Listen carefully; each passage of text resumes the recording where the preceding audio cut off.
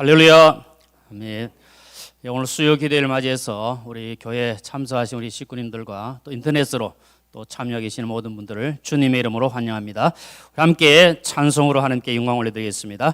찬송가 505장 온 세상 위하여 나 복음 전하리. 우리 함께 힘차게 찬송하시겠습니다.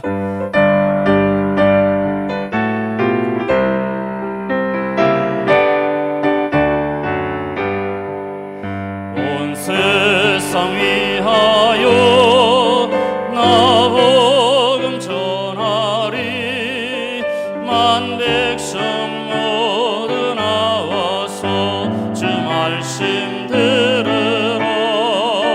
죄 중에 빠져서 헤매는 자들아, 주님의 음성 듣고서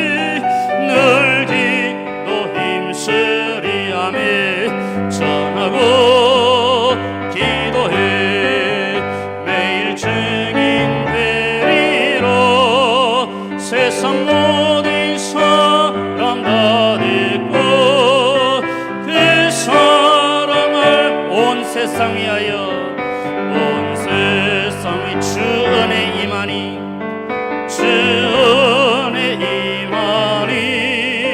주 예수 이름 힘입어 이 복음 전하소. 먼 곳에 나가서 전하지 못나 어느 곳에 있든지 있든지 늘 기도 힘쓰리. 전하고 기도해 매일 증인 되리라. 세상 모든 사람 다 듣고 그 사랑을 전하고 기도해.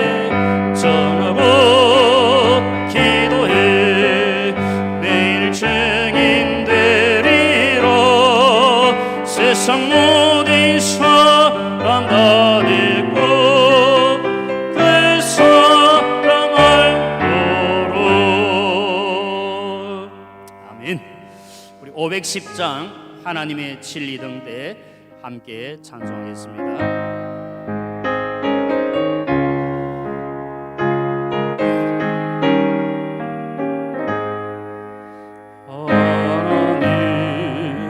진리 등대 길이 빛나니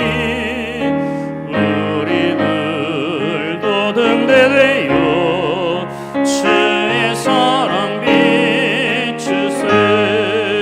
우리 전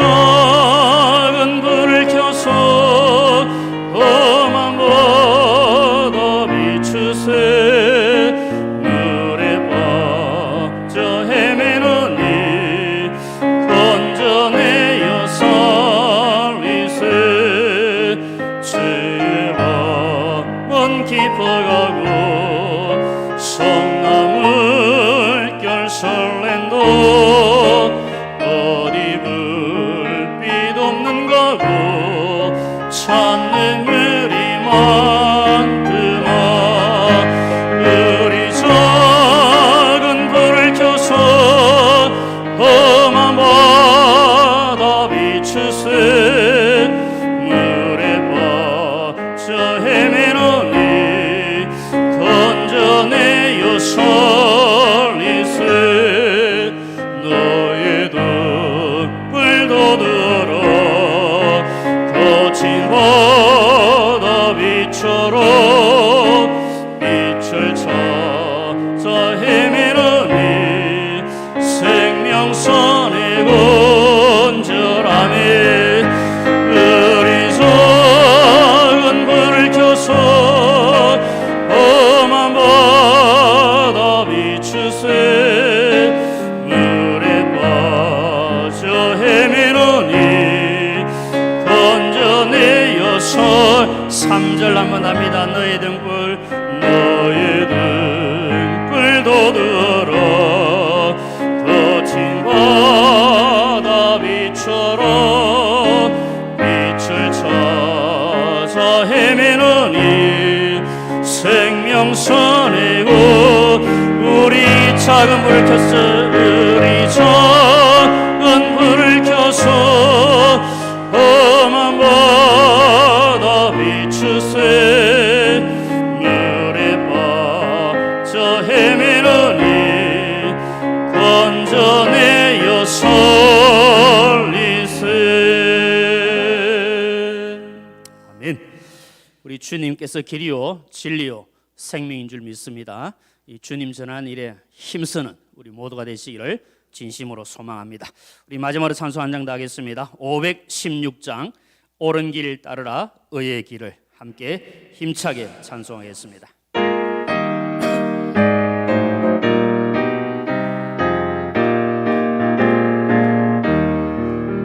옳은 길 따르라 의의 길을 세계 만민의 참된 길. 이 길 따라서 살기를 온 세계에 전하세. 만 백성이 나갈 길 어두운 밤 지나고 동튼다. 환한 빛 보아라 저 빛. 주 예수의 나라 이 땅에 곧 오겠네 오겠. 아멘. 주 예수 따르라 승리의 주. 세계 만민이 나아가 길과 진리요 참 생명 내 천금을 부시고 다 따르라 화평원. 어두운 밤 지나고 동튼다. 환한 빛 보아라 저 빛. 주 예수의 나라 이 땅에 곧 오겠네 오겠네. 놀라운 이 소식 알리어라. 세계 만민을 구하려 내 주 예수를 보내신 참 사랑의 하나님. 만 백성이 따를 길 어두운 밤 지나고 동튼다. 보아라 저 빛. 주 예수의 나라 이 땅에 곧 오겠네 오겠네. 고난 길 헤치고 찾아온 길 많은 백성을 구한 길 모두 나와서 믿으면 온 세상이 마침내 이 진리에 살겠네. 모든 밤 지나고 동튼다. 환한 빛 보아라 저 빛. 주 예수의 나라 이 땅에 곧 오겠네 오겠네. 할렐루야. 아멘. 우리 함께 합심하여 한번 기도하겠습니다. 하나님 우리에게 귀한 선교의 사명, 전도의 사명 주셨사오니 이 사명 잘 감당할 수 있도록 크신 은혜를 더하여 주옵소서. 이 시간에 우리 문성호 선교사님을 통해서 우리의 귀한 말씀 허락해 주시고 그 말씀에 은혜 받게 하시고 말씀대로 순종하여 온 세상에 복음 전하는 우리가 되게 하여 주옵소서. 우리 주여 한번 부르시고 간절한 마음으로 함께 기도하겠습니다. 주여, 그러하신 아버지 감사합니다. 은혜를 더하여 주시고 도와주셔서 영원히 위한 신들 주께서 도와주시고 음성을 들어주시옵소서. 당신을 간절하소서.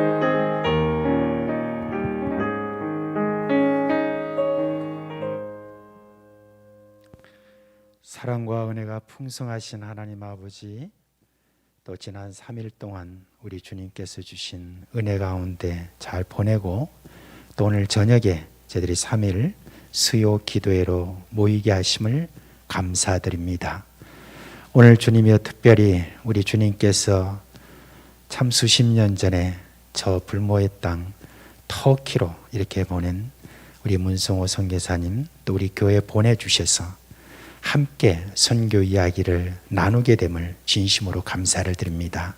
이 시간 주님께서 주시는 은혜를 따라서 종에게 성령으로 충만하게 하여 주시고 듣는 저희들도 성령으로 충만하게 하여 주셔서 모두가 그리스도 예수 안에서 하나 되는 은혜가 있게 해주시고 우리에게 주신 그 사명을 일깨워 주시는 그런 귀한 시간이 되게 하여 주옵시고 넘치는 감사와 또한 비전을 저희들이 함께 볼 수 있도록 하여 주시고 또 선교사님에게도 큰 위로가 되는 그런 귀한 시간이 되도록 하여 주시기를 간절히 소원합니다.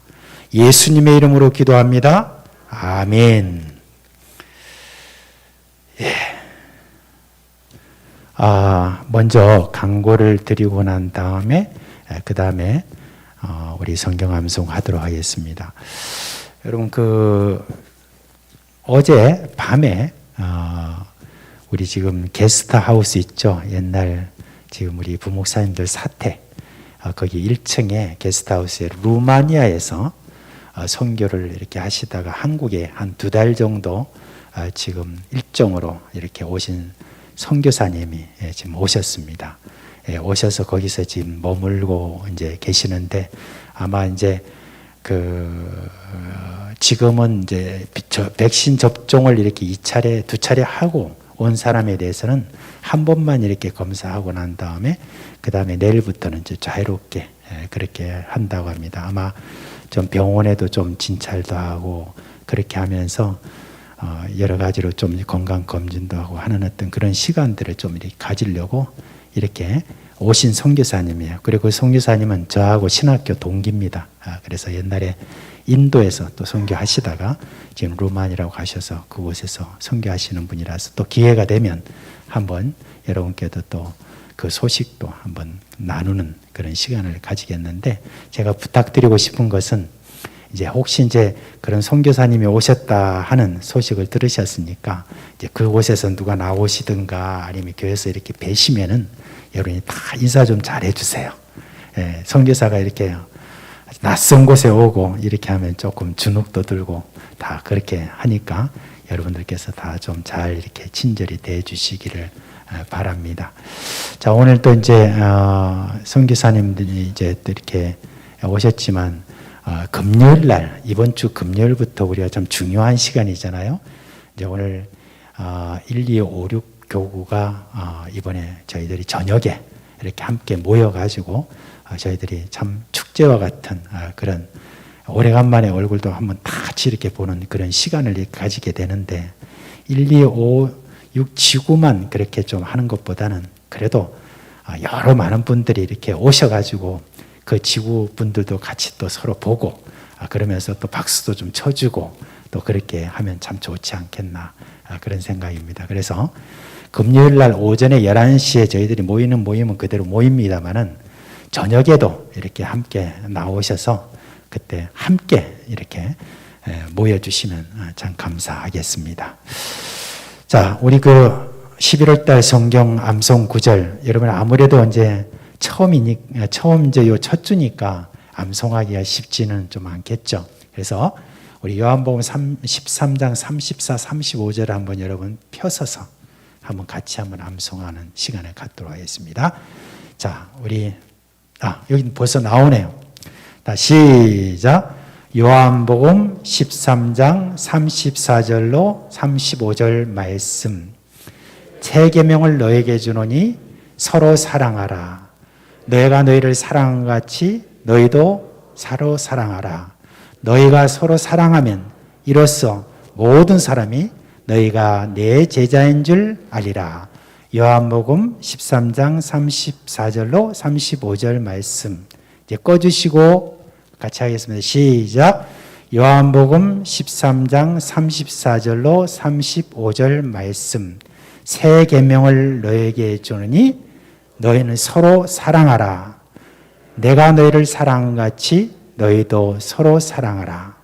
너희가 서로 사랑하면 이로써 모든 사람이 너희가 내 제자인 줄 알리라. 요한복음 13장 34절로 35절 말씀. 너희라는 말이 너무 많이 나오죠, 그죠? 어디다 붙여야 될지. 자, 오늘 문승호 선교사님을 특별히 이번에 좀 이렇게 한국에 나오신 김에 한번 잠시 우리 좀 들리셔서 말씀 좀 전해달라고 그렇게 초청을 했습니다. 문선교사님은 1992년에 저 남아프리카로 선교사로 파송이 돼서 한 3년 동안 그곳에서 선교하시다가 터키로 그 다음에 이제 넘어가셔서 그곳에서 상당히 오랜 기간 동안에 28년 이상을 그곳에서 지금 선교하시면서 지금은 멜신이라고 하는 곳에 있는데, 지금 멜신이라면 여러분이 아마 조금 생소할 건데, 그곳은 어디냐면 성경에 보면 다소 있죠.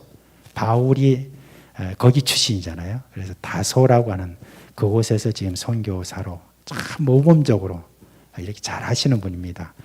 저하고의 인연은 이전에 실크로드 포럼을 할 때, 그때 늘 이스탄불이나 곳곳에서 이제 포럼을 이렇게 개최하고 이렇게 할 때 늘 성실하게 너무너무 잘 이렇게 협력하시고 그랬던 분으로서 오랫동안 이렇게 안 분이고 신실하게 또 하나님의 말씀을 또 교회를 그 어려운 곳에서 개척도 하고 지금도 잘하고 계시는 분입니다. 오늘 이제 선교사님 나오셔서 여러분에게 터키 이야기 또 선교 이야기 그렇게 여러분께 전해드리는 가운데 많은 은혜를 여러분 받으시는 시간 되기를 주님의 이름으로 축원드립니다. 이제 우리 선교사님 나오실 때 우리 다 같이 손 한번 오른손을 다 들으세요. 그래서 우리 할렐루야 합시다. 할렐루야. 반갑습니다. 그리고 오늘 사상교회에 초대해 주셔서 정말 감사합니다. 제가 목사님께 터키 선교사를 교회에서 후원합니까? 그러니까 없다 그러더라고요. 그래서 아마 하나님께서 터키를 위해서 기도할 분들을 더 많이 붙여주시기 위해서 오늘 저를 이 자리에 불렀다고 저는 생각합니다. 오늘 본문 말씀 한번 같이 읽겠습니다. 창세기 12장 1절에서 3절입니다.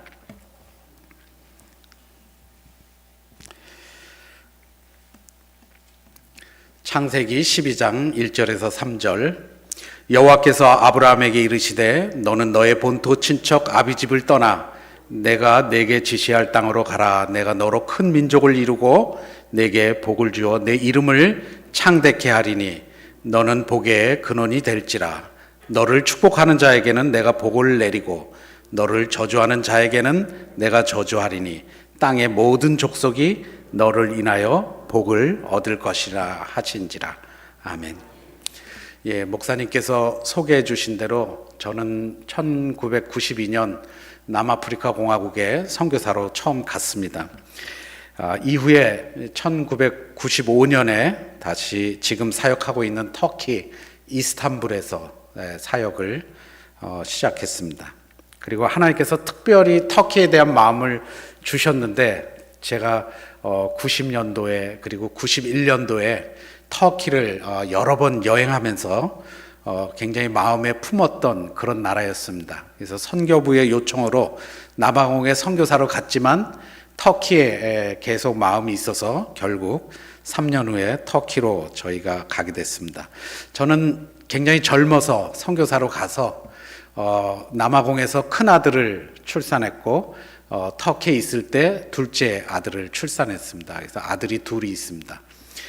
지금은 이제 다 성장해서 큰 아들은 대전의 카이스트에서 이제 박사과정의 연구원으로 이제 있고, 둘째는 이제 군 복무 마치고 터키에 돌아와서 터키에서 대학을 마주 다니고 있습니다. 그 터키에서 사역하던 중에 저는 2003년에 이스탄불에서 멜신이라는 도시로 옮겨갔습니다. 이제 제가 1995년 갔을 때에 터키 전체에 선교사가 한 400명 정도 되었습니다. 그리고 터키 전체의 신자들이 400명 정도였습니다. 그러니까 선교사와 터키 신자가 1대1이었죠. 그런데 이제 시간이 좀 지나면서 신자들이 점점 많이 생겼고, 이스탄불에도 교회들이 많이 생기기 시작했습니다. 그래서 모든 구에 최소한 1개 정도의 교회가 세워졌습니다. 물론 이런 사상교회와 같은 이런 대형 교회는 없지만 대부분 가정교회, 집에서 모이는 교회입니다. 그럼에도 불구하고 하나님께서 은혜를 주셔서 터키에도 복음이 전해지고 무슬림들이 예수님을 믿고 하나님 앞에 한 명 한 명 돌아오기 시작했습니다. 그래서 이제 교회가 없는 다른 도시에 가서 복음을 전하고 싶은 마음이 있어서 이제 하나님 앞에 계속 그 일을 놓고 기도하고 있었습니다. 그러다가 이제 멜신으로 저희가 가게 된 거죠. 오늘 본문 말씀에 보면은 아브라함이 하나님께서 지시할 그 땅으로 가라는 명령을 듣고 하나님이 말씀하신 가나안 땅으로 이제 가족들을 데리고 떠나는 장면이 나오죠. 아브라함의 아버지는 우상을 만드는 사람이었습니다. 그런데 저희 아버지는 우상을 숭배하는 사람이었습니다. 저희 집에서는 저만 처음 예수를 믿었고, 저희 가족은 전부 절에 다녔습니다. 제가 오늘 제 숙소가 지금 시청 근처에 있는데 자동차를 타고 이렇게 오다 보니까 삼광사라는 절이 이렇게 보이더라고요. 원래 제가 이제 목사다 보니까 길을 찾을 때는 교회 간판을 보고 찾습니다. 그래서 무슨 교회가 어디 있는지, 어느 교회를 지나서 무슨 교회를 지나면 어디 간다 이렇게 생각하는데, 동시에 절도 이렇게 잘 봅니다. 오다 보니까 능인사도 있고 또 삼강사도 보이고 그러더라고요. 그게 삼강사가 이제 대한불교 천태종에 소속된 절인데, 저희가 거기에 원래 본사에 잘 다니던 그런 가족이었습니다. 저희 아버지께서 군인인데 특별한 체험이 있어서 그 절에 제가 아주 어렸을 때부터 열심으로 다녔습니다. 오늘 수요일에 이렇게 많은 분들이 예배에 나와서 제가 들어오면서 약간 감동이 좀 있었는데, 저희 아버지는 매주마다 절에 다녔어요. 그래서 저는 어렸을 때 아버지 손을 붙잡고 갔습니다. 그런데 절에 갈 때는 버스로 9시간이 걸려서 가요. 그리고 버스가 배를 또 타고 건너가요. 그래서 이 대한불교 천태종 구인사라는 절에 다녔는데, 저희 아버지가 뭐 거기에서 한 수석 장로님 정도 수준으로 봉사하셨어요. 그리고 늘 가면 토요일 날 가서 거기서 밤새 기도하고 또 주일날 밤에 이렇게 밤새 버스 타고 집으로 돌아오곤 했습니다. 그래서 저는 이미 어렸을 때부터 기도하는 훈련을 그 절에서 잘 받았습니다. 나중에 목사가 되고 나서 보니까 기도는 이렇게 오래 해도 별로 불편하지 않았는데, 그런 것들이 아마 어렸을 때 훈련받은 그런 경험 때문인 것 같습니다. 제가 이제 예수를 믿고 복음을 전하는 것이 가장 보람된 일이라고 생각했는데, 이제 집에서 너무 이렇게 반대하고 좀 힘들게 많이 했습니다. 그래서 제가 예수님을 믿었기 때문에 저희 집안이 몹시 창피하게 되었습니다. 왜냐하면 저희 집이 어떤 집인지 동네 사람들이 다 아는데, 그 셋째 아들이 교회에 나간다. 그러니까 절에 가면 아버지가 몹시 창피하죠. 아주 불편한 거죠. 그런 가운데서 제가 신앙생활을 하면서 이 복음이 너무 귀하기 때문에 이걸 좀 많은 사람들이 들어야 되는데, 우리 가족은 아무도 예수 믿지 않고, 그리고 아무리 생각해봐도 우리 가족이 예수 믿을 것 같지 않았습니다. 이것은 아주 너무 불가능한 일이라고 생각했습니다. 그래서 제가 선교사로 이제 나가려고 준비를 하고, 이제 결혼을 하고 뭐 이제 이러면서 준비를 했는데, 우리 가족은 여기서 다 구원받지 못하고 있는데 내가 얼굴도 모르는 사람들에게 가서 복음을 전하는 것은 너무 맞지 않는 것 같다는 생각이 들었습니다. 그래서 고민이 많았죠. 근데 어느 날 버스를 타고 지나가는데 그 버스 정류장에 버스가 잠시 섰는데 그 위에 주 예수를 믿으라 그리하면 너와 내 집이 구원을 얻으리라 라는 말씀이 적혀 있는 거예요. 사도행전 16장 31절 이렇게. 근데 늘 다니던 길인데 그날따라 그 말씀이 제 눈 안으로 확 이렇게 들어오는 거예요. 이렇게 크게. 축구 선수들이 골을 넣을 때는 뭐 골대가 엄청 크게 보인다고 하는 것처럼 제게는 그 말씀이 늘 보던 말씀인데 이렇게 크게 보이면서 제 눈에 들어오는 거예요. 내가 이 말씀을 늘 읽었는데 왜 이게 믿어지지 않았지? 이런 생각이 드는 거예요. 그래서 그때부터 그 말씀에 의지해서 기도하기 시작했습니다. 그런데 이 성경 말씀은 여러분이 잘 아시는 것처럼 사도행전 16장에 사도 바울이 두 번째 전도여행을 떠날 때 경험한 일이었어요. 제가 살고 있는 곳이 길리기아 지방의 다소입니다. 그 옛날 로마 시대의 길리기아의 수도는 다소였어요. 근데 지금 길리기아 지방의 수도는 제가 살고 있는 멜신입니다. 두 도시가 한 30분 정도 걸립니다. 사도 바울이 안디옥에서 이제 두 번째 전도여행을 출발했는데 첫 번째 전도여행은 구브로라는 섬으로 갔습니다. 근데 두 번째 갈 때는 이 길리기아 지방으로 올라와서 길리기아 지방에서 토로스 산을 넘어서 갈라디아 지방으로 갔습니다. 그리고 1차 전도여행 때 전도하고 세워졌던 교회들을 돌아보면서 갈라디아를 통해서 드로아라는 곳까지 갑니다. 드로아는 트로이 영화 보셨죠? 그 로마 시대 때 그리스 로마 그 전쟁 나오는 그 트로이 그 도시가 바로 드로아입니다. 성경에.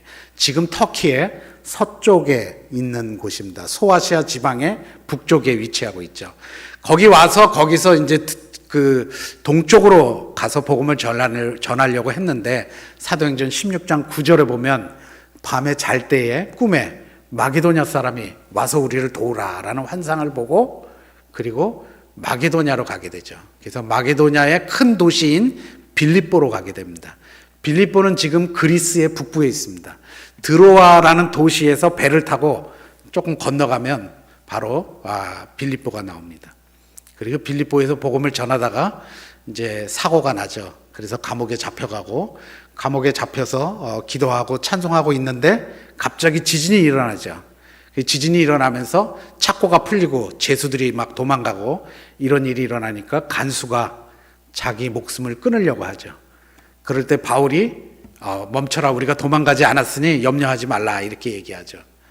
그러니까 간수가 내가 어떻게 이제 구원을 얻습니까? 하고 바울에게 물어보죠. 그러니까 바울이 그때 뭐라고 얘기하냐면 주 예수를 믿어라 그리하면 너와 내 집이 구원을 얻으리라 이렇게 얘기하죠. 간수가 바울에게 물어봤을 때는 내 영혼이 어떻게 하면 구원을 얻죠? 이렇게 물어본 건 아니었어요.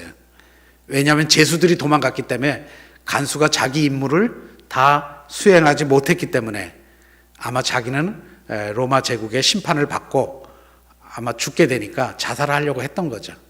그러니까 내가 어떻게 하면 이 죽음에서 구원받을 수 있을까를 물어봤는데 바울은 엉뚱하게도 주 예수를 믿어라. 그러면 너와 내 집이 구원을 얻으리라. 이렇게 얘기한 거죠.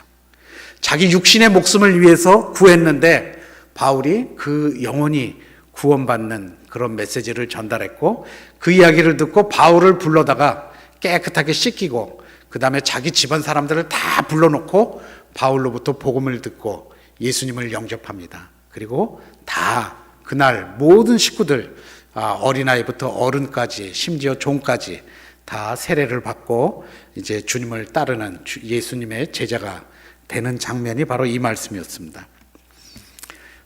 이 말씀을 그렇게 제가 경험하고 나서 한 10년은 가족을 위해서 기도했어요. 그런데 기도하면서 계속 믿어지지 않는 거예요. 믿음이 생기지 않았어요. 그런데 이 말씀에 끝까지 의지하고 하나님께서 말씀하셨으니 내가 예수 믿으니까 우리 가족도 하나님께서 구원해 주시기를 믿는 마음으로 제가 계속 기도했습니다. 제가 선교사로 나가기 얼마 전에 제가 선교사로 가기 전까지 저희 집안에 많은 일들이 있었습니다. 네가 예수 믿어서 우리 집이 다 망했다. 제가 예수 믿으면서부터 저희 집이 망하기 시작했습니다.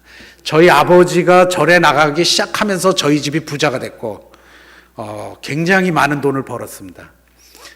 그리고 제가 예수 믿는 순간부터 점점 망하기 시작했어요. 그래서 저는 너가 예수를 믿었기 때문에 우리 집안에 두 신이 있으니까 두 신이 싸우니라고 우리 집이 망한다 이렇게 얘기를 했었죠. 정말 저희 집이 다 망했어요. 저 고등학교 때 수학여행도 갈 수가 없었어요. 그리고 제가 대학 갈 때는 신학교 갔다 그래가지고 집에서 쫓겨났지만 제가 정상적으로 대학을 갔어도 집에서 도와줄 수 있는 그런 형편은 아니었어요. 너무 저희 집이 다 망해서 그리고 저를 쫓아내고 저는 그냥 혼자서 신학교를 겨우겨우 다니고 또 직장에 가서 일도 하고 이러면서 겨우 힘들게 신학교를 졸업했습니다. 나중에 이제 이런 저희 집안의 어려운 일을 다 경험하고 제가 이제 학교를 마치고 이제 집에 다시 돌아왔습니다. 집이 너무 어려워져서 어머니를 돕기 위해서 들어와서 제가 받는 월급을 다 어머니께 드리고 저희 가족이 그걸로 생계를 유지했습니다. 근데 전도사 월급이 얼마 되겠어요? 그런데 그것이 저희 집안의 이제 유일한 생활비였습니다. 그때 저희 어머니께서 너희 아버지의 부처보다는 너희 하나님이 더 훌륭하다. 이렇게 얘기하시고 내가 오늘부터 교회 가겠다 말씀하시는 거예요. 그리고 그날 저를 따라서 교회 가서 등록하고 그 다음 날부터 새벽 예배 나가기 시작하셨어요. 절에서 이미 훈련을 잘 받으셨기 때문에 늘 기도하는 거는 그렇게 어렵게 안 하시더라고요. 새벽 예배에 한 번 안 빠지고 나가시고 지금까지 권사님이 되셔서 열심히 신앙생활 잘하고 계십니다. 이제 어머니가 믿기 시작하고 그 다음에 제 여동생이 믿고 이러면서 제가 좀 편안한 마음으로 선교사로 가게 되었습니다. 이 남아공은 기독교가 상당히 많이 전파된 곳입니다. 물론 그래도 거기 무슬림들이 많고 그래서 그들에게 복음을 전하기 위해서 갔지만 이제 제가 더 무슬림들이 더 많은 나라인 터키로 가고 싶다. 그래서 제가 터키로 옮겨간 겁니다. 근데 남아공에 있을 때는 제가 새벽 5시에 나와서 새벽 예배하고 그 다음에 할 일이 너무 많기 때문에 거의 밤 12시에 들어오는 일이 거의 매일 그렇게 했습니다. 그런데 터키에 와보니까 전부 다 무슬림이고 교회도 없어요. 그래서 예배를 참석할 교회도 없고 그리고 복음을 전하면은 잡아간다고 선배 선교사님들이 그 공개적으로 전도하면 안 된다. 그래서 전도도 못하고 그리고 나가서 말 배우고 학교 갔다 오면 할 일이 없는 거예요. 야, 선교사가 이게 와가지고 이렇게 할 일이 없구나. 이거 어떡하나. 그리고 예배를 드리고 싶어도 그냥 집에서 우리끼리 가족끼리 드리고 그러니까 예배를 드리는 그런 느낌도 없고 개인의 영성을 유지하기에도 굉장히 어려운 그 시간을 보내게 됐습니다. 그러다가 이제 제가 속한 선교팀에서 우리끼리라도 예배를 드리자. 그래서 국제교회를 만들었습니다. 그래서 이스탄불의 아시아 쪽에다가 이스탄불은 두 대륙에 속해 있어요. 이렇게. 그래서 이쪽은 유럽이고 이쪽은 아시아예요. 근데 그 당시에 이제 아시아 쪽에다가 저희들이 상가를 하나 빌려서 국제교회를 만들고 거기서 영어로 예배를 드리기 시작했어요. 그리고 이제 얼마 지나지 않아서 9시에는 영어로 예배 드리고 11시에는 터키말로 예배를 드리면서 이제 교회를 개척하기 시작했죠. 그런데 이제 이런 교회들이 많지 않았기 때문에 모든 선교사가 다 그렇게 교회에 갈 수 있는 상황은 아니었습니다. 그리고 복음을 전하는 일도 쉽지 않았고 추방당하는 선교사들도 종종 있었고 그래서 굉장히 좀 어려웠죠. 감사하게도 그 가운데서도 복음이 전해져서 또 이스탄불에 지금은 굉장히 많은 교회가 있고 터키가 지금 8,500만 명 정도의 인구가 있는데 그 중에 지금 8,000명의 개신교인이 있습니다. 95년에 400명이라 그랬는데 지금 8,000명입니다. 어마어마하게 많이 늘었죠. 예, 사실 계속 한 20년이 넘도록 사역하면서 수많은 선교사들이 사역을 했는데 심지어는 순교자까지 생기고 수많은 사람들이 매를 맞고 또 추방당하고 이런 어려운 일을 경험했는데 그래도 이렇게 감사하게 신자들이 늘어나고 교회들이 생겨서 지금 터키 전체에는 한 170개 정도의 교회가 생겼고 현지인 지도자가 인도하는 교회는 한 4, 50개 이상 되고 대부분 이제 그 외에는 가정교회 형태로 사역을 하고 있습니다. 선교사가 이제 현지에 도착하면 제일 먼저 하는 것이 그 나라 말을 배우고 문화를 적응하는 거예요. 근데 이 터키는 한국하고 말이 비슷합니다. 그래서 한국 사람들이 말을 빨리 배워요. 어순이 똑같습니다. 같은 우랄 알타이 어족에 속해 있고 그래서 굉장히 비슷합니다. 정서적으로도 문화적으로도 굉장히 비슷합니다. 그래서 터키 박물관에 가면 저희들이 어렸을 때 보았던 큰 그 가마솥이 있고 터키의 옛날 형태의 가옥을 보면은 대문이 이렇게 우리나라 옛날 대문처럼 이렇게 돼 있고 문고리나 손잡이나 이런 것이 문양이 비슷합니다. 그리고 뒤에 빗장을 지르는 방식도 비슷하고 우리 예전에 우리가 맷돌로 이렇게 곡물을 이렇게 갈아서 사용했죠. 그 맷돌도 동일한 형태를 그대로 터키 사람들도 가지고 있습니다. 왜냐하면 터키 사람들은 그 자신들의 민족의 기원이 몽골에서부터 이렇게 내려왔다고 생각하기 때문에 자신들이 우리 한국하고 같은 민족이라고 생각합니다. 한국은 몽골에서 한반도로 내려왔고 자신들은 중앙아시아를 통해서 지금 터키 공화국으로 이동했기 때문에 그쪽으로 왔다고 생각하는 거죠. 그래서 우리를 형제의 나라라고 합니다. 그래서 비슷해요, 문화가. 그리고 언어도 비슷하고. 그래서 저희들 한국 사람들이 말을 빨리 배우고 그 다음에 오랫동안 거기 머물면서 사역을 잘하고 있습니다. 미국 사람들이 평균 터키에서 사역하는 연수는 4.5년입니다. 그런데 한국 분들은 굉장히 오래 머물고 있어요. 저도 뭐 20 몇 년 됐죠. 터키 간지 벌써. 저와 비슷한 연수 또는 그 이상 사역한 사람들이 한국 사람은 굉장히 많습니다. 한국 사람들은 잘 적응을 하고 터키 사람들하고 잘 융화하는 것이 특징입니다. 그래서 터키는 한국 사람들이 복음을 전해야 하는 그런 나라이기도 합니다. 그래서 저희들이 사실은 거기 가서 말을 배울 때 쉽게 잘 배웠습니다. 그러나 남의 나라의 말을 배우는 거는 쉽지 않습니다. 왜냐하면 저희들이 어려서부터 배운 게 아니라 어른이 돼서 말을 배우기 때문에 매우 어렵습니다. 해외 생활의 경험이 있는 분들은 아마 다 이런 내용들을 잘 이해할 것입니다. 선교사에게 첫 번째로 다가오는 도전이 바로 그 나라의 말을 배우는 거죠. 터키 말은 굉장히 쉽지만 그러나 이 단어들이 비슷비슷한 게 있어서 굉장히 또 이렇게 정성을 기울이지 않으면 그 말을 배우기가 어렵습니다. 보통 이런 언어를 배우는 과정을 한 2년 정도 우리가 시간을 갖고 아랍어 같은 경우에는 뭐 더 많은 시간이 필요합니다. 그러나 터키어는 그래도 한 2년 정도 배우면 생활하고 또 복음을 전하는데 전혀 지장이 없습니다. 그래서 연세가 좀 많으신 분들도 충분히 1년이면 생존할 수 있는 언어를 배울 수 있습니다.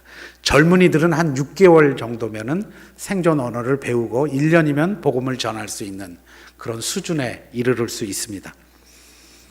그렇게 말을 배우고 나면은 이제 보통 전도를 하고 교회를 개척합니다. 그래서 이제 저희들이 이제 말을 먼저 잘 배운 다음에 이제 교회를 개척하는데 좀 이스탄불이 아닌 다른 지역으로 갔으면 좋겠다 이렇게 생각하고 멜신이라는 지역으로 옮겨갔습니다. 사실 그때 당시에 저희 아이가 초등학교이기 때문에 학교를 이렇게 옮기는 건 쉽지 않았어요. 그런데 이스탄불에는 선교사 자녀 학교가 있습니다.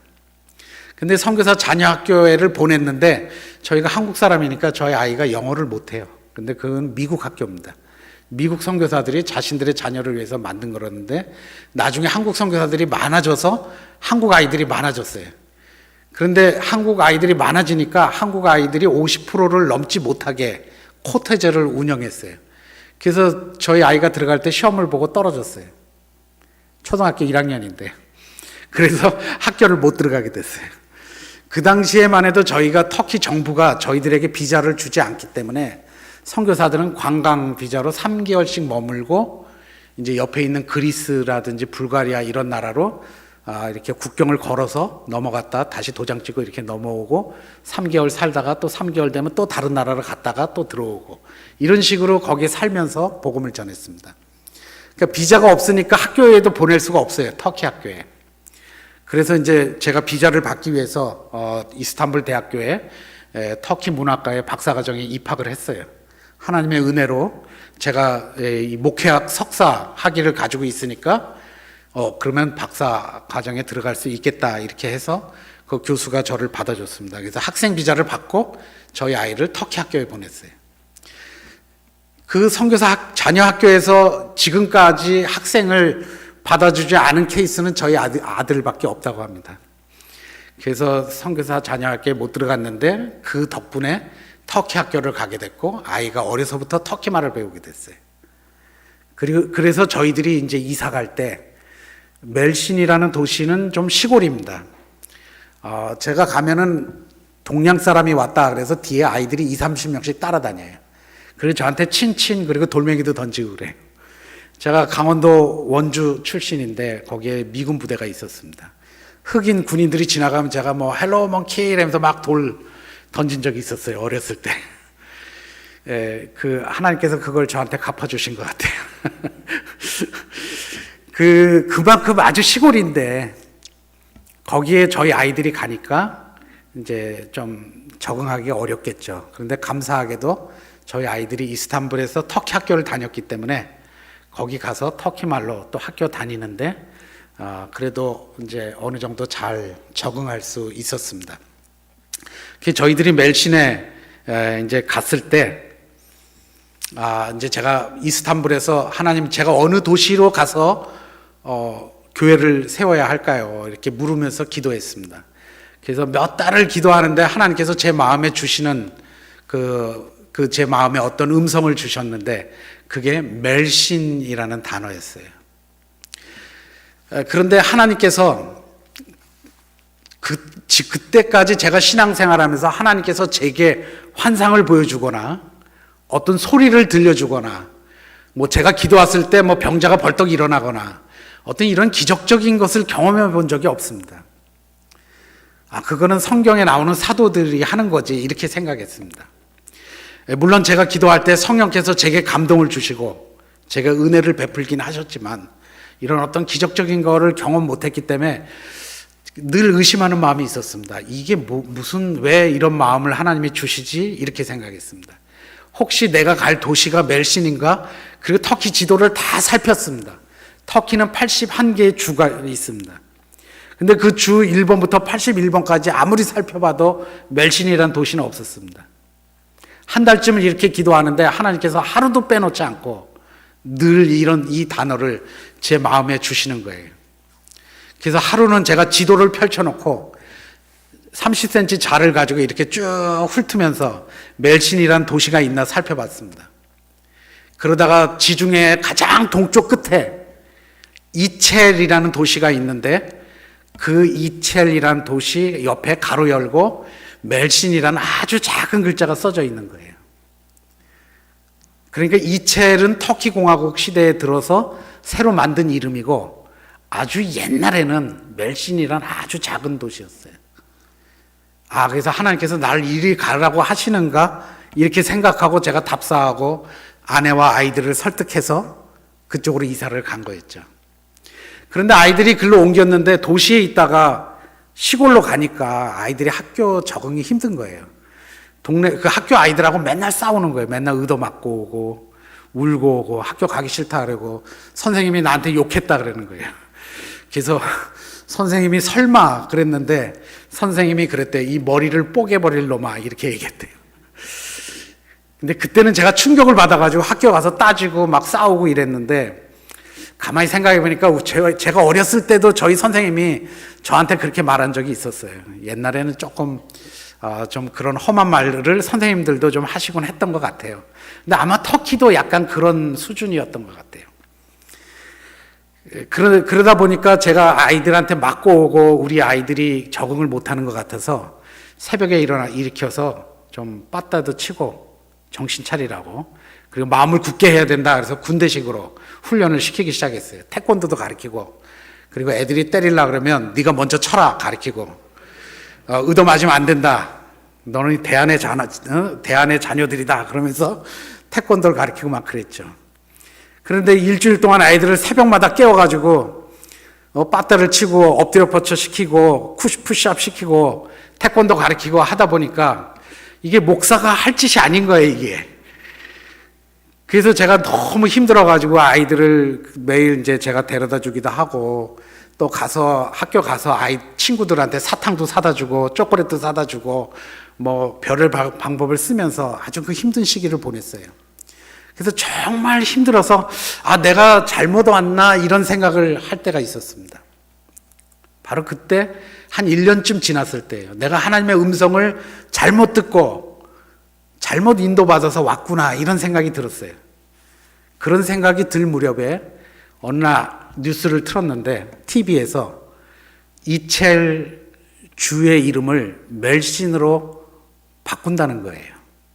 정부에서 81개 그 주의 이름 중에서 해피려면 이첼을 멜신으로 이름을 바꾼다는 거예요. 공식 명칭으로 바꿨어요. 그래서 그때부터 멜신 주가 됐어요.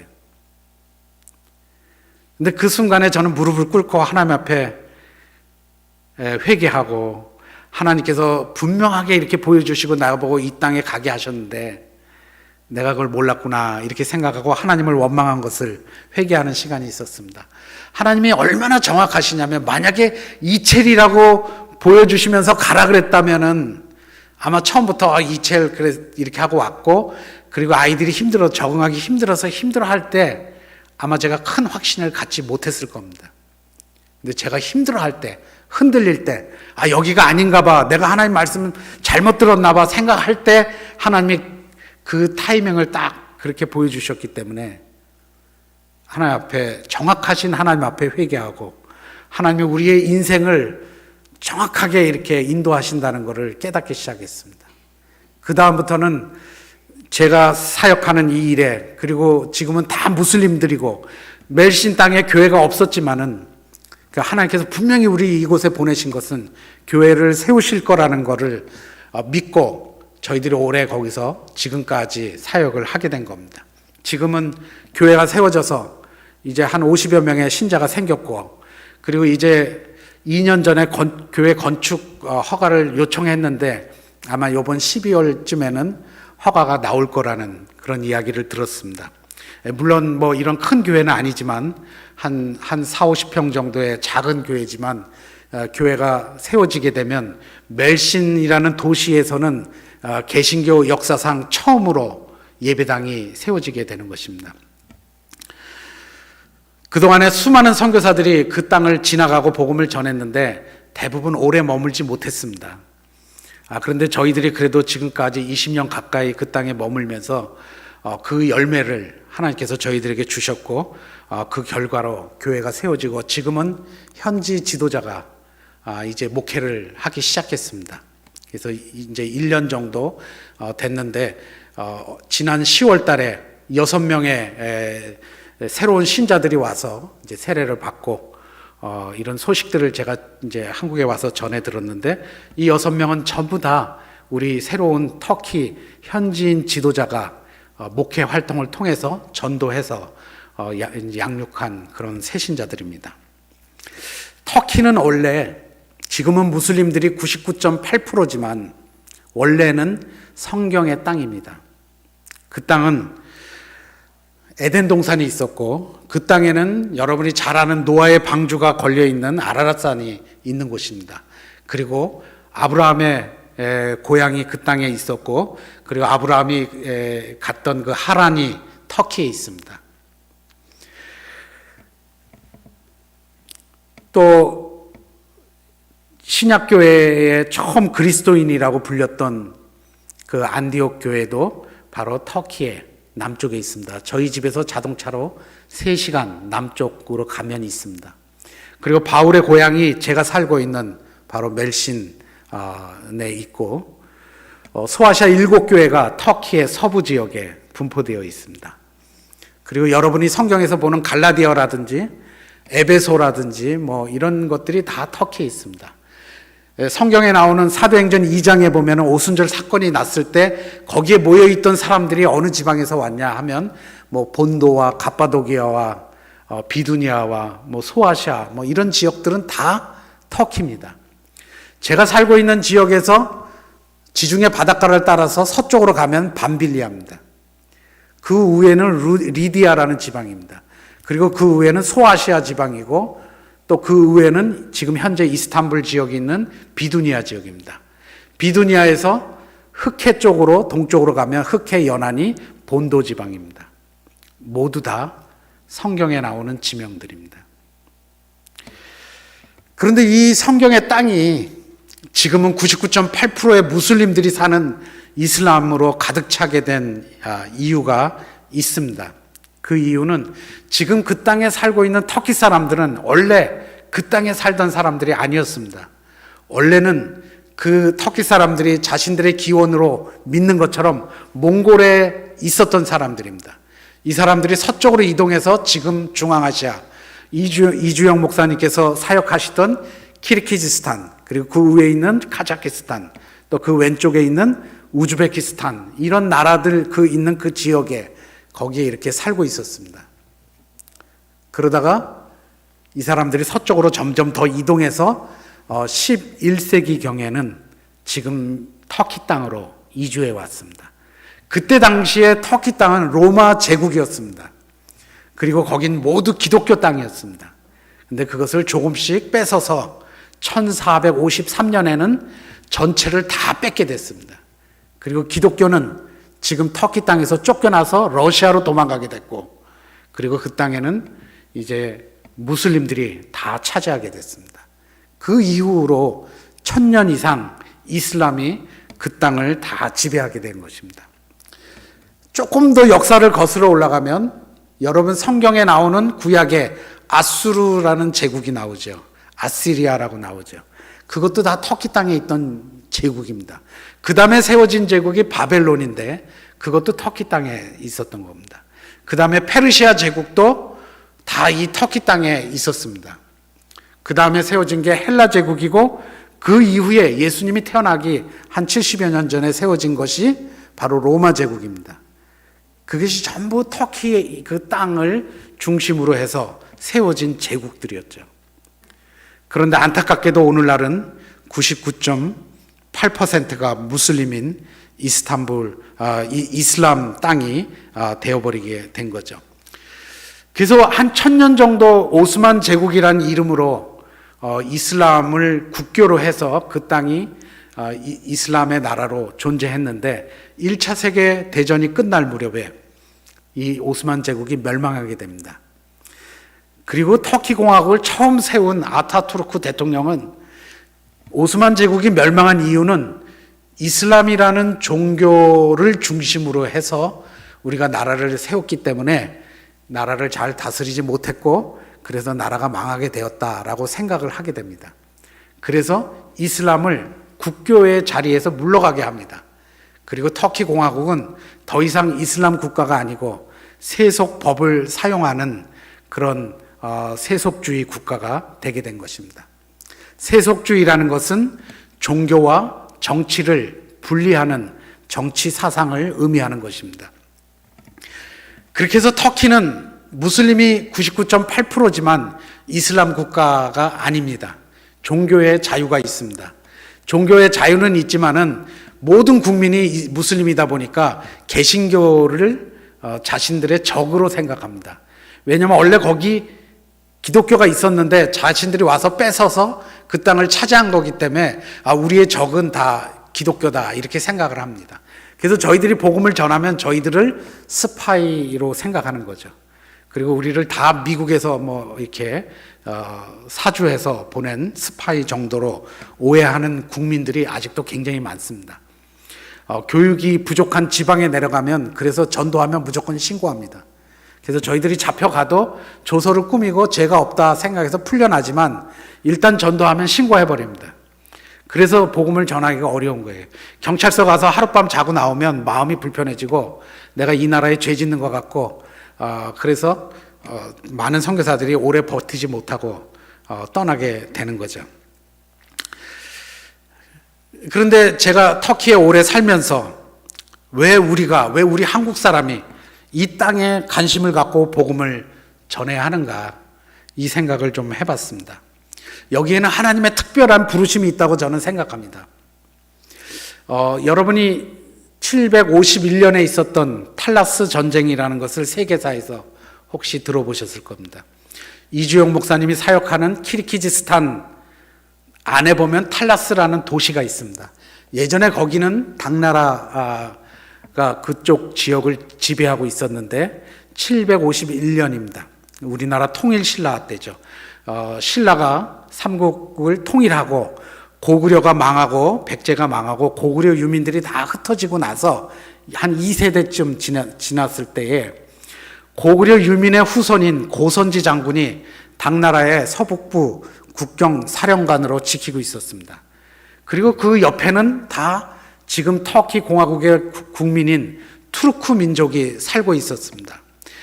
그런데 7세기경에 아랍 제국이 세워지고 무하마드가 이슬람을 세워서 아랍 제국이 형성되면서 8세기에 이르러서 점점 중앙아시아까지 쳐들어왔습니다. 그리고 터키 민족을 공격하기 시작했어요. 지금의 중앙아시아를 공격한 거죠.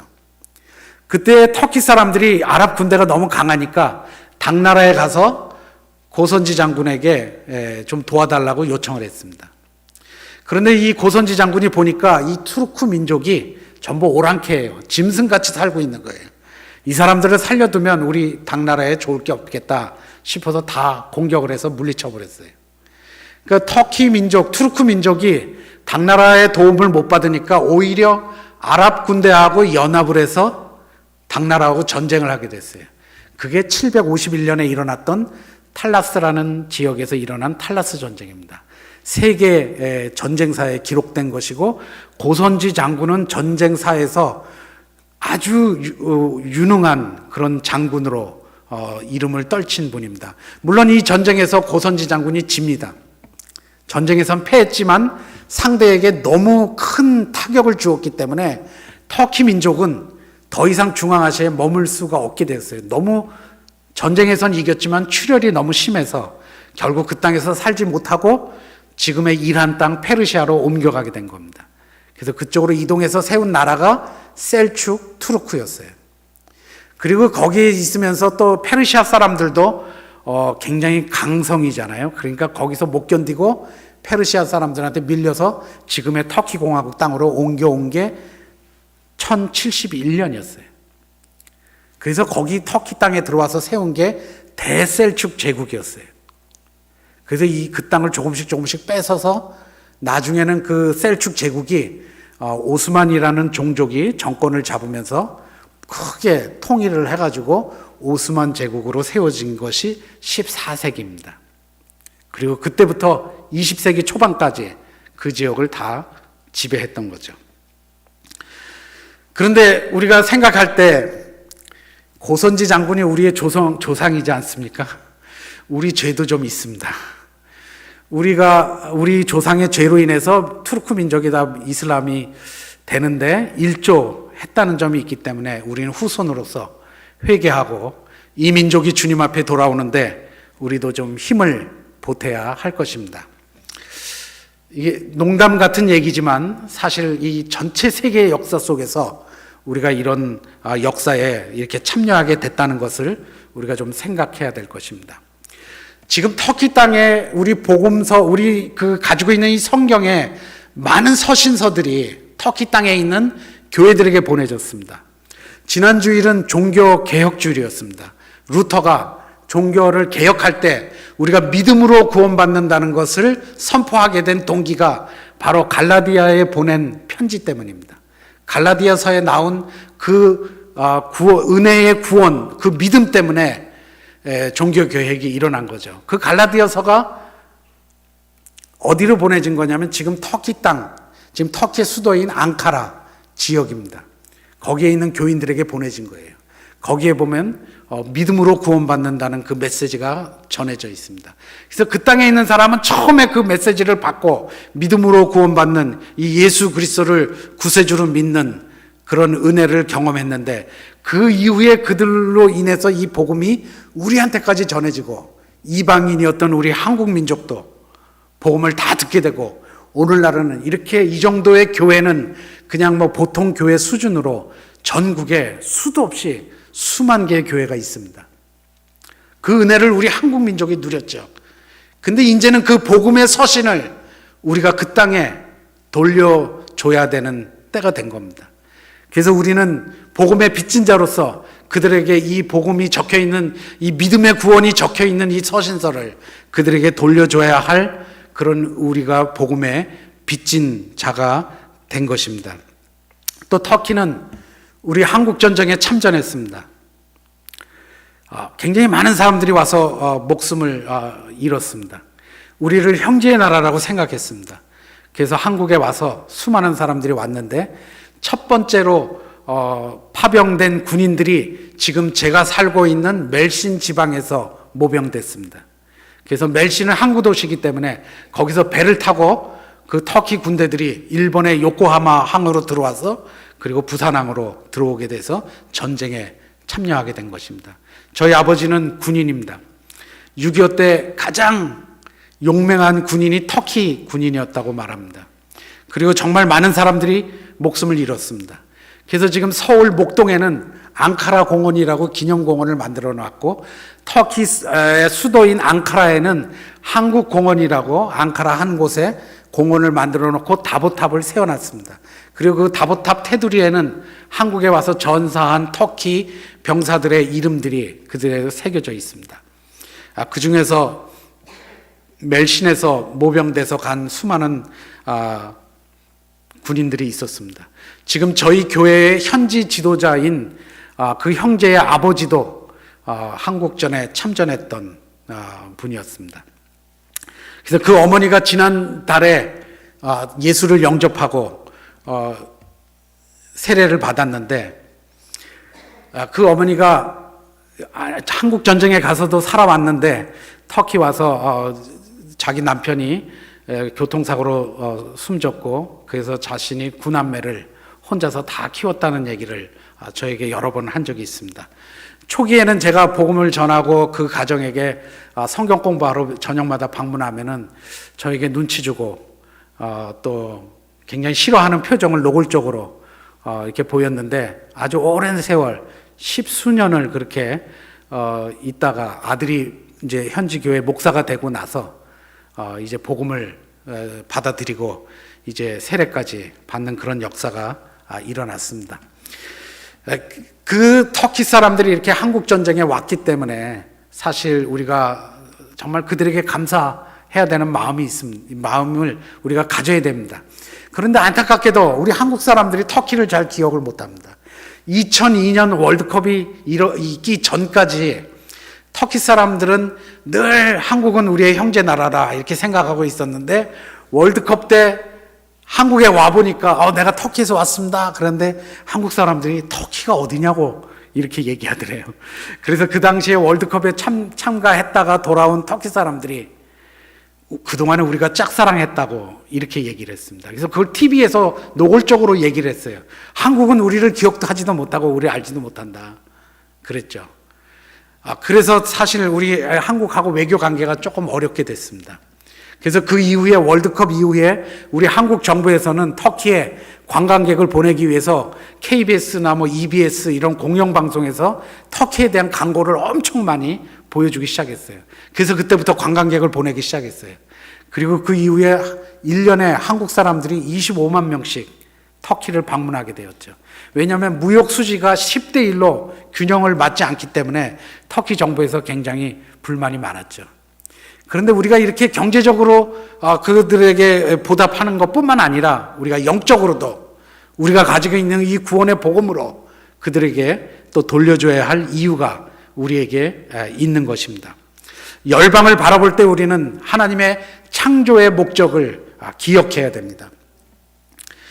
창조가 어디에서 마무리됩니까? 우리가 요한계시록을 보면 모든 민족과 족속과 방언들이 다 하나님 앞에 나와서 하나님께 예배하고 하나님께 영광 돌리는 장면으로 이 창조가 끝납니다.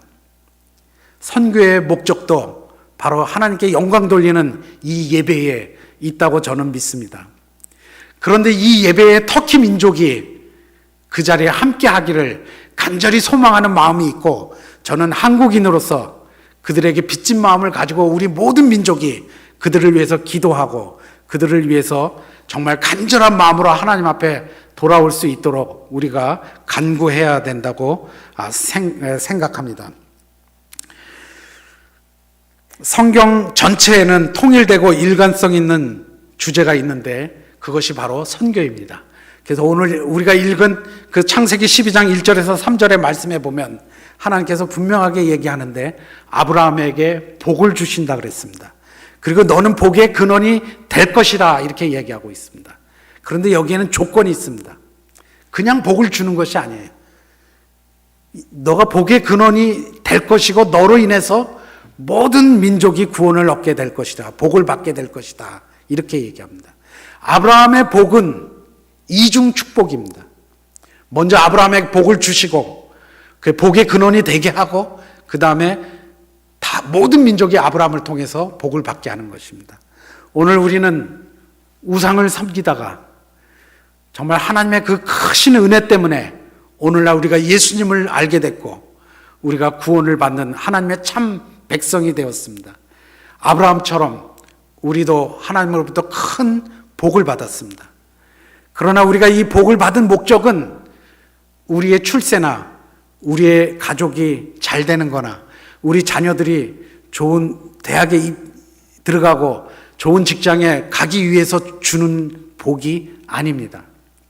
이 복은 모든 민족이 우리 한국 민족을 통해서 주님 앞에 돌아오게 되고 그들이 복을 받게 되도록 이중 축복에 우리가 근거가 되기 위한 것입니다. 그렇기 때문에 오늘 우리는 이 아브라함의 부르심을 나의 부르심으로 받아들이고 이것은 이 축복만을 받기 위해서 우리가 신앙생활을 하는 것이 아니고 모든 민족이 하나님 앞에 나와서 마지막 날에 다 같이 예배하기 하나님 앞에 영광 돌리기 위해서 우리가 축복받았다는 사실을 기억해야 할 것입니다.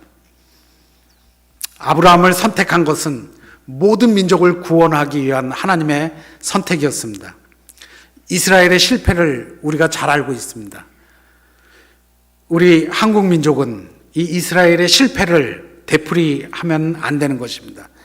이스라엘은 자기 중심적으로 이 축복을 사용했습니다. 자신들은 복을 받기 위해 선택된 백성이지 다른 사람들의 축복을 위해 선택되었다는 것을 잃어버린 것입니다. 교회를 부르신 것은 세상 속으로 들어가서 복음을 전하라고 부른 겁니다. 하나님께서 이스라엘 백성을 부르실 때에 왜 지금의 그 팔레스틴 땅에 부르셨는지 생각해 볼 필요가 있습니다. 어떤 학자는 그 팔레스틴 땅을 연극 무대라고 표현했습니다. 그리고 이스라엘 백성은 배우들이고 하나님이 감독입니다. 그래서 하나님은 구원의 시나리오를 써서 이스라엘 백성에게 주고 팔레스틴에 올려놓고 그 땅을 지나가는 수많은 사람들에게 하나님을 보여주고 하나님의 구원의 메시지를 전하라고 이스라엘을 배우로 무대에 올려놨습니다. 그런데 이스라엘 백성은 자기들이 스타가 됐다고 생각하고 이것은 자기들이 스타가 된 것은 자신들의 영광을 위한 것이라고 생각하면서 거기서 교만에 빠졌습니다. 그리고 이 연극을 보고 구원받아야 할 관중에 대해서는 조금 더 관심이 없었습니다. 그런데 이 실패를 오늘 우리 교회가 되풀이해서는 안 되는 것입니다. 우리가 이제 구원받은 백성이고 선택됐다고 여기서 우리가 스타가 됐다고 무대에서 즐거워할 때 이 배우들은 자기들끼리 싸우게 되고 그리고 자기들끼리 손가락질 하게 되고, 내가 진짜 선택받은 백성이라고 서로 그렇게 하게 되는 거죠. 하나님의 진정한 그 의미가 무엇인지, 하나님의 시나리오가 무엇이었는지, 그 목적이 뭔지 다 잊고 엉뚱한 방향으로 그 인생을 잘못 인도하게 되는 것이었죠. 우리는 이 잘못을 우리 신약교회는 반복해서는 안 되는 것입니다. 우리가 받은 축복은 그냥 축복이 아니고 이중 축복입니다. 나만 잘 되는 것이 아니고 나 때문에 다른 사람도 잘 돼야 되는 것입니다. 우리나라의 대부분의 회사들은 그 사람의 직원으로 들어와서 그 일을 잘하고 성공하면 그 사람을 이렇게 세워주는데, 요즘 세계의 트렌드는 변하고 있습니다. 그래서 어떤 회사들은 당신 때문에 우리 회사 다른 직원들이 얼마나 성공했습니까?를 묻는다고 해요. 그래서 다른 사람을 성공시키면 자기는 성공 못했어도 다른 사람을 성공시키는 사람을 연봉을 더 준다고 합니다. 이것을 서번트 리더십이라고 합니다. 그리고 섬기는 리더십이죠. 그런데 이거는 사실 성경에 기록된 예수님의 리더십인데 세상에서 먼저 사용하고 있습니다. 오늘 우리는 먼저 이 교회 안에서 나보다는 내 옆에 있는 이분이 성공하고 이분이 하나님 앞에서 더 훌륭한 신앙인으로 성장하도록 돕고, 내가 하는 사업보다는 내 옆에 있는 이 집이 더 사업이 잘 되도록 도와주고, 그러면서 정말 우리의 받은 축복이 진정으로 이중 축복이 되도록 하는 것이 바로 하나님의 뜻인 것입니다. 종국적으로 우리가 받은 이 구원의 복음을 나만 갖고 있는 게 아니고 내 옆에 있는 사람에게도 나눠주고, 또 이렇게 전 세계의 모든 민족에게 우리가 나눠주어야 할 것입니다. 예전에는 우리 선교 구호가 대양을 넘어서 복음을 전하자였습니다. 배를 타고 다른 대륙에 가서 복음을 전하는 거였는데, 이제 세계의 환경이 바뀌었습니다. 그래서 이제는 선교 구호가 내 집 앞에 길을 건너서 복음을 전하자입니다. 왜냐하면 우리나라에도 이제는 250만 명이라는 외국인들이 들어와 있습니다. 이제 더 이상 여러분들이 해외 나가지 않아도 외국인들, 복음을 알지 못하는 수많은 무슬림들을 이웃에서 볼 수가 있습니다. 여기 김해에는 공장들이 많고 엄청난 무슬림들이 와 있습니다. 우즈벡에서 온 사람만 3,000명이 있다고 합니다. 이제는 우리가 배를 타고 비행기를 타고 가지 않아도 우리 길을 건너기만 해도 정말 전 세계에 복음을 들어야 할 수많은 민족들이 우리 이웃에 와 있습니다. 이제는 우리가 더 정신을 차리고 복음을 전해야 될 것입니다. 예전에는 기도하고 후원하면 우리가 선교한다 이렇게 생각했는데, 이제는 아닙니다. 이제는 여러분 자신을 복음 전하는 자로 하나님 앞에 들어야 합니다. 이제는 여러분들 이슬람이 뭔지 무슬림이 뭔지 배워야 할 그럴 때가 됐습니다.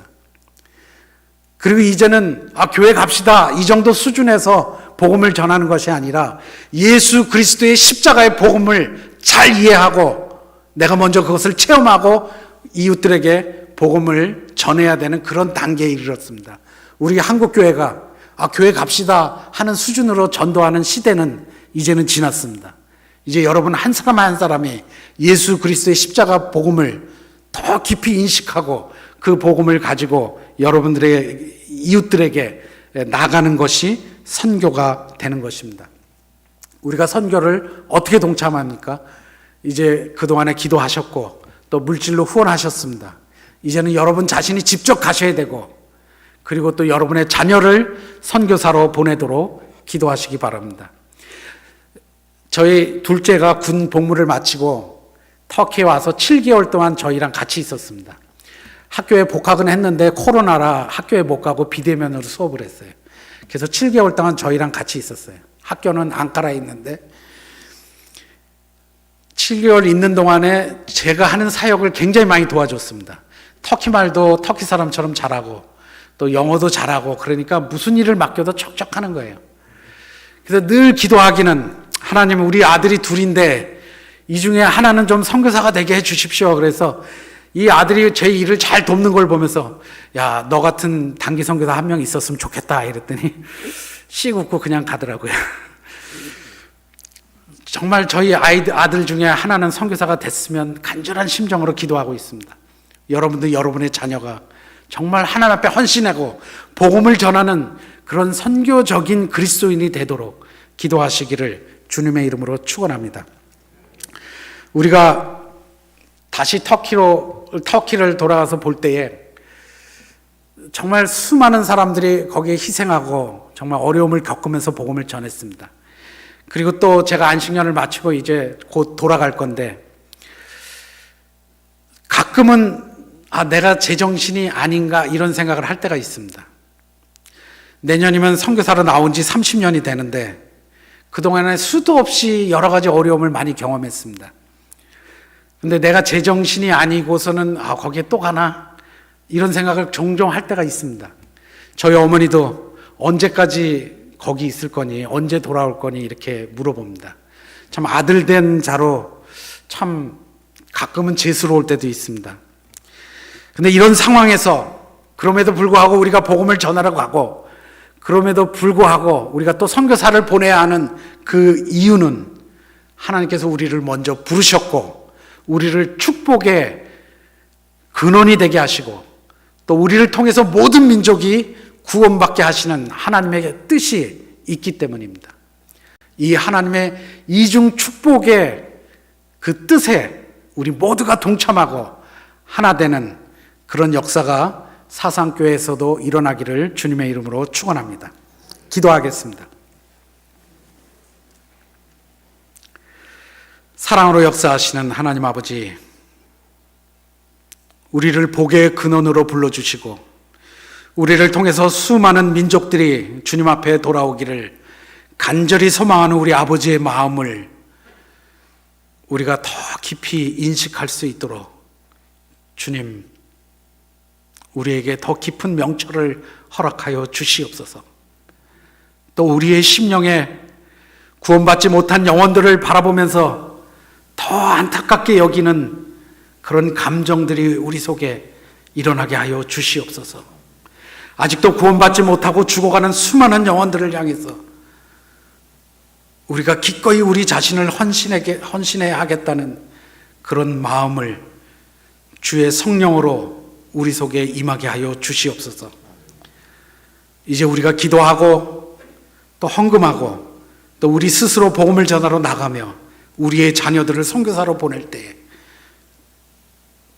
주 성령께서 우리 가운데 역사하시고 오늘날 교회에 주신 우리의 사명이 무엇인지 우리가 다시 한번 깊이 인식할 수 있도록 주님 인도하여 주시옵소서. 감사하며 예수님의 이름으로 기도했습니다. 아멘.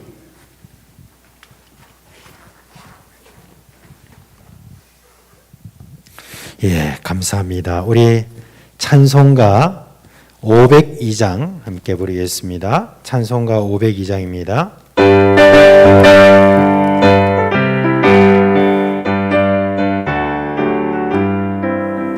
빛의 사자들이여 어서 가서 어둠을 물리치고 주의 진리 모르는 백성에게 복음의 빛 비춰라. 빛의 사자들이여 복음의 빛 비춰라. 죄로운 밤 밝게 비춰라. 빛의 사자들이여 선한 역사 위하여 힘을 내라. 주 함께 하시겠네. 주의 크신 사랑을 전파하며 복음의 빛 비춰라.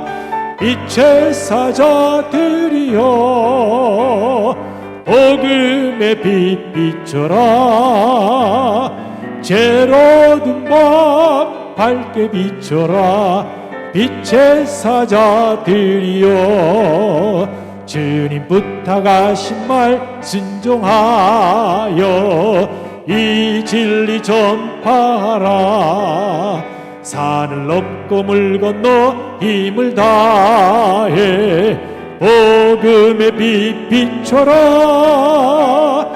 빛의 사자들이여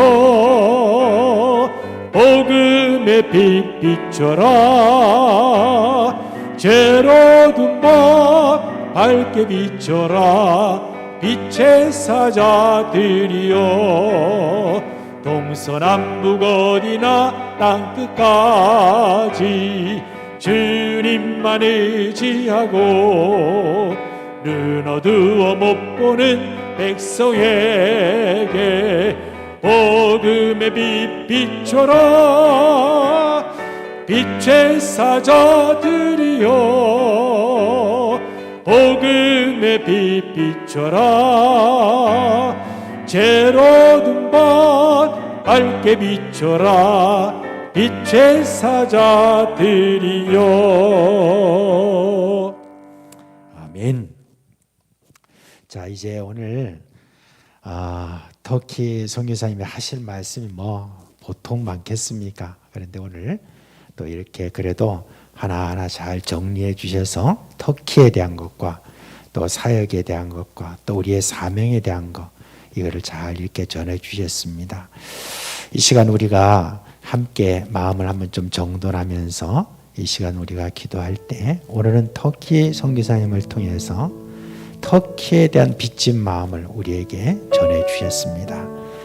또 이제 무슬림이라고 하는 참 넘기 어려운 그런 많은 사람들이 우리 주변에 그래도 이렇게 많이 와 있다는 것도 우리에게 알려주었습니다. 그래서 저희들이 이제 이 땅에 온 그런 모든 무슬림들을 저희들이 다 복음도 전하고 예수 믿게 하는 그런 일들을 저희들이 또 생각하고 물론 터키에서 온 사람 많지 않겠지만 그래도 아프가니스탄부터 시작해서 우즈베키스탄, 중앙아시아 너무 많은 사람들이 와 있는데 저는 우리 교회도 이런 자들을 위하여서 이런 다문화권에 있는 그런 자들을 위해서 또 잘 사용될 수 있도록 우리 교회를 또 그렇게 선교로 일으켜 주시기를 우리가 한번 또 기도하고요. 그리고 이제 곧 또 터키로 다시 돌아가셔서 멜신에서 계속해서 또 선교하시면서 또 많은 일꾼들을 그렇게 배출해낼 우리 문선교사님 부부에게 주님께서 성령의 능력과 은혜를 더해 주시도록 우리 주의 한번 부르고 함께 기도하겠습니다. 주여, 오 주님 오늘도 감사합니다. 우리에게 시시때때로 주의 사자를 보내주시고 또한 아버지 하나님 우리의 또한 사명을 다시 깨우쳐 주시는 우리 주님의 은혜를 인하여 감사를 드립니다. 오늘 우리 터키에서 오신 우리 승호성의 삶을 통하여서 우리에게 주신 주님의 이중 축복의 그 은혜를 저희들이 다시 한번 마음에 새기고 하나님께서 준비해 주신 은혜를 저희들이 더욱더 주님이여 감사하는 마음으로 주변에 아직 복음을 듣지 못하고 예수를 믿지 못하는 모든 사람들에게 힘있게 전할 수 있는 주님의 은혜는 돈을 주었사오니 오늘 아버지 하나님의 다시 깨우치는 마음으로 우리 사상교회가 이 모든 일들에 잘 쓰임받기를 원합니다. 하나님께서 우리 모든 축복을 남김없이 주님의 우리에 쏟아붓는 그런 아버지 하나님의 귀한 선교하는 교회로 주께서 세워주시기를 간절히 소원합니다. 하나님의 사랑하는 주님이 우리 문성원 성사님 주님께서 주님 이곳에서의 또 모든 시간을 보내고 다시 아버지 하나님의 영혼들을 향하여서 나아갑니다. 하나님 아버지 주님의 비친 마음으로 주님의 그 터키에 다시 주님의 그 나아갈 때 주여 주님께서 그 마음의 심령 속에 주님의 성령의 충만함과 능력과 은혜가 넘치게 하여 주옵시고 이전보다 더욱더 주님께서 주시는 은혜로 감당할 수 있도록 힘주시기를 간절히 바라옵고 원하옵나이다. 오 주님 감사합니다. 주님께서 우리를 사랑해 주신 또 이 밤입니다. 오늘 저희들이 참 주님께서 주신 그 은혜의 현장들을 이곳에서 저희들이 들을 수 있도록 그 터키란 먼 나라에 있는 그 이야기들을 저희들이 듣고 이렇게 가깝게 또 저희들이 생각할 수 있도록 은혜 주셔서 감사를 드립니다. 우리의 기도 속에 또 기억나게 하여 주시고 또 우리 문인승호 성교사님 부부가 다시 나아갈 때 우리 하나님께서 주신 성령의 능력과 은혜로 충만케 하여 주셔서 가는 곳곳마다 입술을 열어 주의 복음을 전할 때 그곳에 성령의 나타남과 능력 있게 하여 주옵시고 돌아오는 영혼들마다 저희들도 복을 받아 그 가운데 또 다른 이중 축복이 나서 앞으로 주님의 우리 멜신에 있는 그 교회를 통하여서 주변의 많은 나라와 세계 모든 민족들이 복을 받는 이중 축복의 은혜가 더욱 넘치는 교회 되도록 주의 역사하여 주시옵소서. 오늘 우리 하나님께서 함께해 주신 은혜를 감사를 드리며 예수 그리스도의 이름으로 기도합니다. 아멘. 자, 이제 오늘은 이제 여러 기도 제목들은 여러분들이 다 매주마다 또 매 새벽마다 다 들으시니까 이제 축도한 다음에 개인적으로 그렇게 여러분 기도해 주시기 바라고, 오늘 이제 문승호 성기사님 나오셔서 축도하심으로 수요 기도를 마치겠습니다. 이제는 우리 주 예수 그리스도의 은혜와 하나님 아버지의 극진하신 사랑과 성령님의 감화감동 교제하심이 아브라함에게 준 그 이중 축복을 오늘 나의 신앙으로 삼아 그 복을 우리 이웃에게 나누고자 결심하는 사상교회 교우님들 위해, 그리고 무슬림 땅에서 하나님을 예배하는 수많은 우리의 신자들과 선교사님들, 특별히 아프가니스탄에 남아있는 우리 사랑하는 형제들 위해 이제부터 영원토록 함께 하시기를 간절히 축원하옵나이다.